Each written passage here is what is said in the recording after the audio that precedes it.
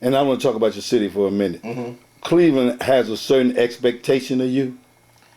Yeah, I think Cleveland is hard on all of its artists. You know, I think the people who had it easiest was the Jazz Band, but they didn't know it. Why do you say that? Because I think Cleveland really gave them a lot of love because everywhere else they were underdogs. You know what I'm saying? But they got a lot of love here, and I think because I don't know why. I think they had it easier though in this town. I don't know.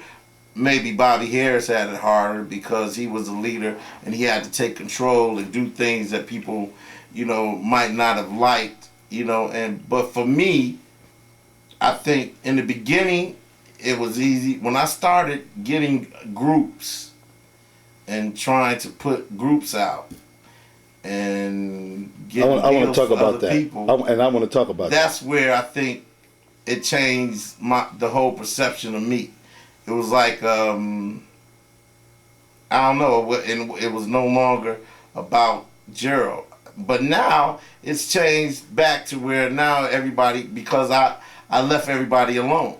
Because it just was, it was so uncomfortable. I used to be able to go, I would go in the club and sit in with people and sing and just have fun and hang out. But then it just turned into everybody was just, they hated me. I was the bad guy. You know. Were you the bad guy before you tried to help Cleveland groups or after? No, after that. That's when I was the bad guy. Why did you think they carved you out to be the bad guy? Well, because one thing you got to realize in this business, it's a lot of ego and pride, and I think a lot of the groups that I had, they had the fame, but they didn't get the fortune.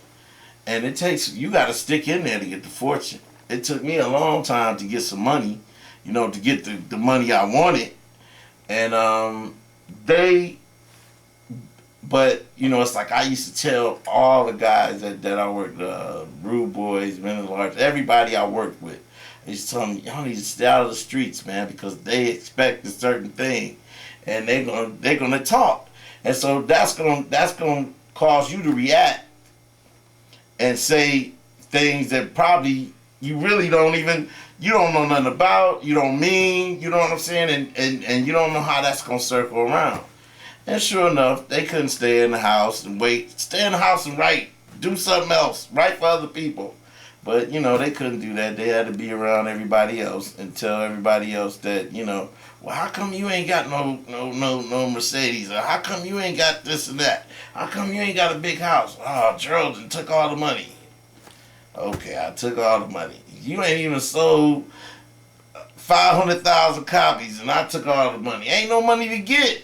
I mean, once you done 3 videos. We done spent video budget money. We promotional tours.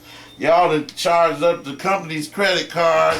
We take you on tour. Everything that's costly, and so you know those things. You know they don't look at, and they get caught up in the pride and the ego thing.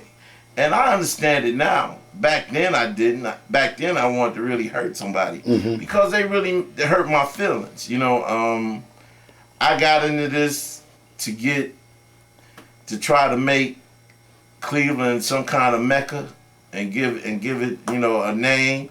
You know, I was one of the first people to do that. You know,